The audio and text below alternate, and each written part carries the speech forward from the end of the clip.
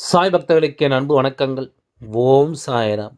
என் அன்பு குழந்தையே, இன்று இந்த அப்பா உன்னுடைய பிறந்த ராசியை வைத்து உன் விதியை சொல்ல வந்திருக்கின்றேன்.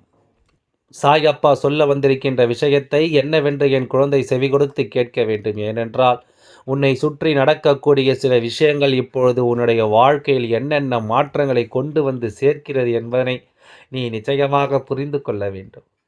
உன்னோடு உன் அப்பா உடனிருக்கும் இந்த காலம் முழுக்க உன்னை சுற்றி எவ்வளவு விஷயங்கள் நடந்தாலும் சில நேரம் உன் விதி உனக்கு மாறுவது போல தோன்றலாம்.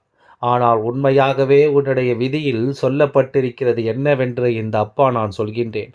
நான் சொல்வதை வைத்தே நீ தெரிந்து கொள்வாய். நிச்சயமாக இந்த வாழ்க்கையில் உனக்கு நடந்தது எல்லாம் எந்த அளவிற்கு உண்மையான விஷயங்கள் என்று என் குழந்தை உனக்கு எதையுமே முன்னின்று எடுத்துச் சொல்லும் இந்த நேரம். நீ ஒவ்வொன்றையும் சரியாக புரிந்து கொள்ள வேண்டும். நான் இருக்கும் இந்த காலம் உனக்கு எல்லாவற்றையும் சரியாக வழிநடத்தி கொடுக்கும் என்பதனை நீ புரிந்து கொள்ள வேண்டும். என்ன நடந்தாலும் சாயப்பா துணை இருக்கும் உன் வாழ்க்கையில் நீ எப்பொழுதும் உனக்கு நடக்கக்கூடிய விஷயங்களை நினைத்து வருந்தாதே. எதையும் நான் உனக்கு நல்லபடியாக மாற்றிக் கொடுப்பேன் என்பது உன் நம்பிக்கையாக இருந்துவிட்டால் அது போதும். எப்பொழுதும் என் குழந்தை வெற்றியை தேடி நீ பயணிக்க தொடங்கிவிடலாம். அதாவது மேஷ ராசி, ரிஷப ராசி, மிதுன ராசி, கடக ராசி, சிம்மம் ராசி, கன்னி, துலாம், விருச்சிகம், தனுசு, மகரம், கும்பம், மீனம் என்று 12 ராசிகளை கொண்ட என் குழந்தை, நீ இதில் எந்த ராசியை தொட்டாய் என்று எனக்கு சொல்ல வேண்டும். எல்லா குழந்தைகளும் தன்னுடைய உண்மையான ராசியை தொட்டிருக்கவில்லை என்று நான் அறிவேன். ஏன் தெரியுமா? சில குழந்தைகள் இந்த சாயப்பா சோதித்து பார்க்க நினைக்கிறார்கள்.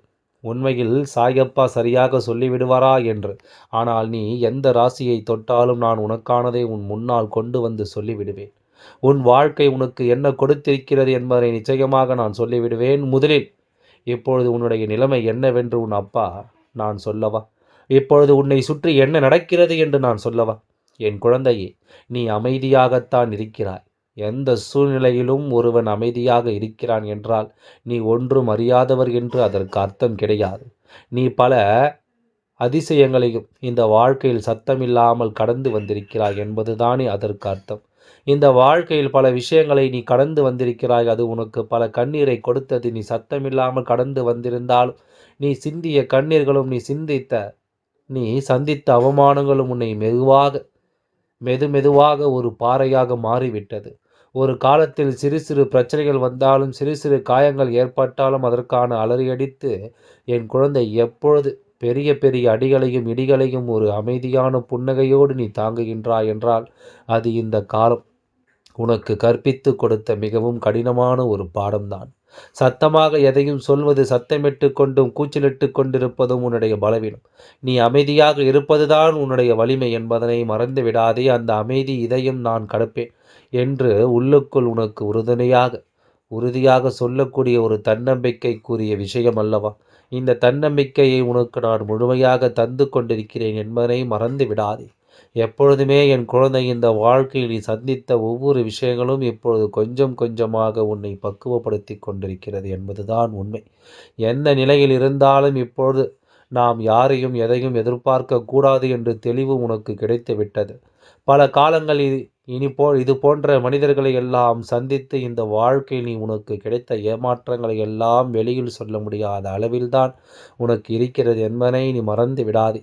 என் அன்பு குழந்தையே, சொல்ல முடியாத வலிகளும் வேதனைகளும் உனக்குள் இருக்கிறது. அழ முடியாத சூழ்நிலை, யாரோடு பகிர்ந்து கொள்ள முடியாத துயரங்கள் உனக்கு நிறைய இருக்கிறது.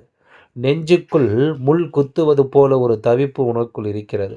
உயிர் வாழ்வது ஏன் இத்தனை கடினமாக இருக்கிறது என்று நினைத்த காலமும் இருக்கிறது. என் குழந்தையே, இது போன்ற பல விஷயங்கள் உன் மனதிற்குள் இருந்து உன்னை தவித்தெடுத்து கொண்டிருக்கிறது.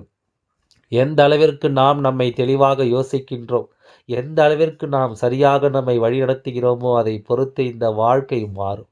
குறிப்பாக ஒரு விஷயத்தை சொல்ல வேண்டும் என்றால், நல்ல நாட்கள் வரும்பொழுது அந்த நாளில் வீட்டில் நாம் தீய விஷயங்களை பேசக்கூடாது, தீய வார்த்தைகளை சொல்லிவிடக்கூடாது என்று தெய்வம் பலமுறை உனக்கு எடுத்துச் சொல்லியிருக்கிறது. ஆனால் என் குழந்தை, நீ உன்னையும் கடந்து இந்த வாழ்க்கையில் தீய விஷயங்களை நீ உபயோகிக்கத்தான் செய்கின்றாய்.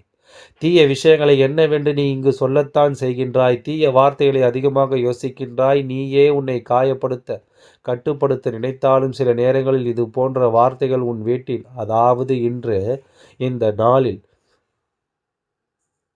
இன்று ஒரு அதிர்ஷ்ட நாள் என்றாலும் சரி, சற்றென்று உன் வீட்டில் இருக்கின்ற ஏதாவது ஒரு தீய வார்த்தையை சொல்லி விடுகின்றாய். அப்படியெல்லாம் கட்டுப்படுத்த முடியாத ஒரு நிலை இருக்கிறது. இது எல்லாமே தவறான ஒரு விஷயம். எப்பொழுதுமே எதனால் இந்த சாயப்பா சொல்கிறேன் என்பதை நீ புரிந்து கொள்ள வேண்டும். வாயிலிருந்து வரவே கூடாத வார்த்தைகள் என்று சில விஷயங்கள் இருக்கிறது. இந்த வார்த்தைகள் எல்லாம் உபயோகிக்கின்றவர்களுக்கு செல்வாக்கு, சொல்வாக்கு அழிந்து போகும். ஒரு வார்த்தை கொல்லும், ஒரு வார்த்தை வெல்லும். இனி நிச்சயமாக நீ கேட்டிருக்கிறாய் அல்லவா?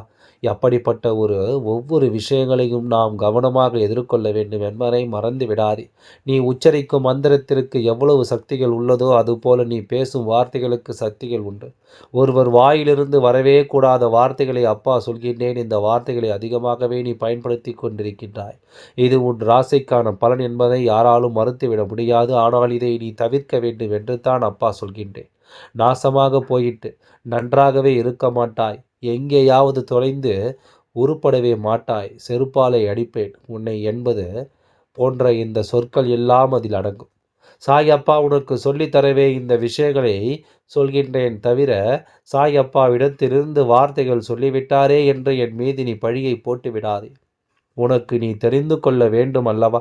இதை எல்லாமும் நீ புரிந்து வைத்திருக்க வேண்டும் அல்லவா? அதனால்தான் அப்பா உனக்கு இதை சொல்கின்றேன். என்ன வார்த்தை என்று தெரியாமல் என் குழந்தை பிதுங்கி விடக்கூடாதல்லவா? அதனால்தான் இந்த வார்த்தைகளை உனக்கு என்னவென்று நான் சொல்லிக் கொடுக்கின்றேன் என்பதை நீ மறந்து விடாதே. நான் இருக்கும் இந்த நேரங்கள் உனக்கு எப்பொழுதும் நீ விரும்பிய விஷயங்களை எல்லாம் உனக்கு நடத்தி கொடுக்கும் நேரம் கைகூடி வந்துவிட்டது. உனக்கென நான் சொல்லிக் கொடுக்கும் எல்லாவற்றிலும் நீ விரும்பியது எல்லாமும் உனக்கு நடக்கக்கூடிய நேரம் கைகூடி வந்துவிட்டது என்பதை நீ மறந்து விடாது. நான் இருக்கும் இந்த நேரம் இனி எப்பொழுதும் உனக்கான தேவைகளை எல்லாம் என்னவென்று எடுத்துச் சொல்லும்.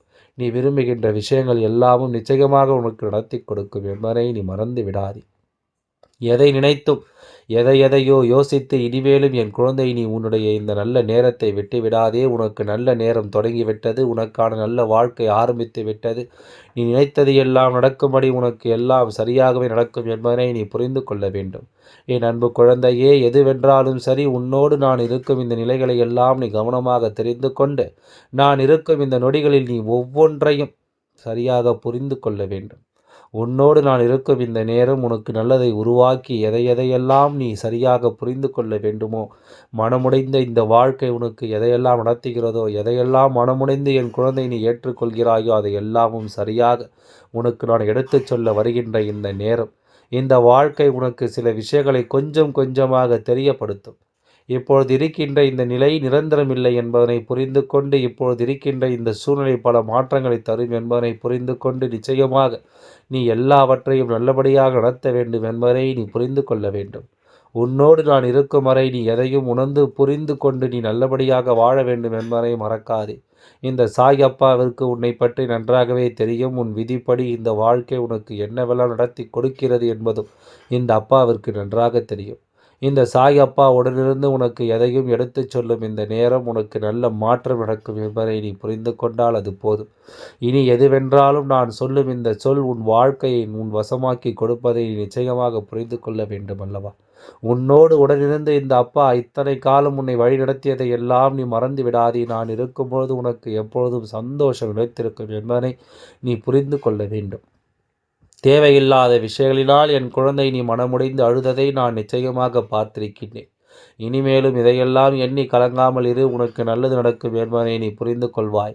என் குழந்தையே, மன்னிப்பே கிடையாத சில பாவங்கள் இருக்கிறது. இந்த பாவத்தை யார் செய்தாலுமே, உனக்கு செய்தாலும் அல்லது நீ மற்றவர்களுக்கு செய்தாலும், அது உன்னுடைய வாழ்க்கையில் ஒரு மிகப்பெரிய திருப்பத்தை ஏற்படுத்தும். ஒரு மிகப்பெரிய பிரளயத்தை அது உருவாக்கும். அது அப்படி செய்யவே கூடாத பாவங்கள் மன்னிப்பே கிடையாது பாவங்கள் தான். நான் என்னவென்று சொல்கிறேன், இதில் எதையெல்லாம் நீ செய்தாய், உனக்கு யாரெல்லாம் என்ன செய்தார்கள் என்பதை நிச்சயமாக நீ புரிந்து கொள்வாய். ஒரு பொழுதும் இன்னொருவரின் மனைவி அல்லது கணவனின் மீது ஆசையும் காதலும் கொள்ளக்கூடாது. இரண்டாவது, நாம் பிறரின் சொத்துக்கள் மீதும் பணத்தின் மீதும் ஆசைப்பட்டு அதை அபகரிக்க முயற்சி செய்தல் கூடாது. தன்னுடைய சுயநலத்திற்காக மற்றவர்களுடைய கனவுகளும் ஆசைகளையும் நாம் அழித்து அவர்களின் மீது தேவையில்லாத பொய்யையும் பழியையும் நாம் சுமத்தக்கூடாது. நாம் தீய வழியில் செல்வதும் பிறருக்கு மனதால் கூட நன்மை நினைக்காமல் இருப்பதும் அவர்களுக்கு பெரிய பாவத்தை உண்டு செய்யும். எந்த சூழ்நிலையிலும் கர்ப்பிணி பெண்களிடம் மிக மோசமாக நடந்து கொள்ளக்கூடாது. அதே போல மாதவிடாய் காலங்களில் பெண்களை மனம் நோக்கும்படி பேசல் கூடாது. எப்பொழுதும் நாம் ஒரு பிரச்சனையிலிருந்து தப்பித்து கொள்ள வேண்டும் என்பதற்காக இன்னொருவரின் மீது தேவையில்லாத பொய் பழியை எல்லாம் சொல்லி அவர்களை நிச்சயமாக நிலைக்குலைய செய்யக்கூடாது. இப்படிப்பட்ட விஷயங்களை எல்லாம் செய்யும்பொழுது இந்த பாவங்கள் ஒருபொழுதும் இதை செய்தவர்களுக்கு மன்னிப்பை கொடுக்காது என்பதை நீ புரிந்து கொள்ள வேண்டும். எது நடந்தாலும் அதில் நாம் கவனமாக இருந்திருந்தோமானால் இந்த அப்பாவுடன் இருந்து உனக்கு எல்லாவற்றிலும் வழி நடத்தி கொடுப்பது போல உன் விதியும் உனக்கு இவை எல்லாவற்றையும் உனக்கு சொல்லிக் கொடுக்கும் என்பதை நீ மறந்து விடாதே. சாயப்பா இருந்து ஒன்றை சொல்லும் இந்த நேரம் முழுக்க முழுக்க நீ எல்லாவற்றையும் சரியாக பெற்றிட வேண்டும் என்பதை மறக்காதே. நான் இருந்து உனக்கு ஏற்படுத்தி கொடுக்கும் இந்த விஷயங்கள் ஒவ்வொன்றையும் நீ என்னவென்று உன்னிப்பாக கவனித்துப் பார். உனக்கென எல்லாமே சரியாகவே நடக்கும் என்பதை நீ தெரிந்து கொள்வாய்.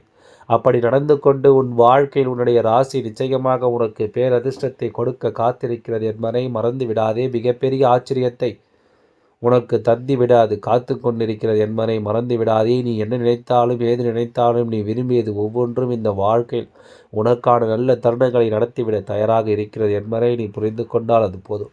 சாயப்பா சொல்வது போல உனக்கு நல்ல நேரம்தான் இப்பொழுது ஆரம்பித்திருக்கிறது. சிறு சிறு பிரச்சனைகள் வந்தாலும் அதை எல்லாமும் நீ கடந்து விடுவாய் என்பதை மறக்காதே. சிறு சிறு துன்பங்கள் வந்தாலும் அதை எல்லாமும் நீ தாண்டி வந்து இந்த வாழ்க்கையில் உனக்கு உரிய வெற்றியை நிச்சயமாக பெற்றிடுவாய் என்பதை நீ மறந்து விடாதே.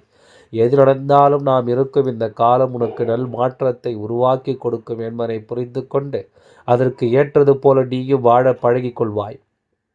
உன்னால் முடியும் எதையுமே எளிதாக மாற்றிக்கொள்ளக்கூடிய மனநிலைமை உனக்குள் இருக்கின்றது என்பதை நீ புரிந்து கொண்டால் அது போதும். உன் சாயப்பா உன்னுடனே இருந்து உனக்கானவற்றை எல்லாம் நிச்சயமாக சரியாக செய்து கொடுப்பேன். அதுவரை சற்று நீ பொறுமையாக காத்து கொண்டிருக்க வேண்டும். உன்னுடைய ராசி எதுவோ, உன்னுடைய நட்சத்திரங்கள் எதுவோ அதை எல்லாவற்றையும் நீ தெளிவாக தெரிந்து கொள்ள வேண்டும் என்பதை இந்த பதிவில் நான் உனக்கு தெளிவாக சொல்லிக் கொள்கின்றேன். எல்லாம் நன்மைக்கு. ஓம் சாய்ராம். நன்றி, வணக்கம்.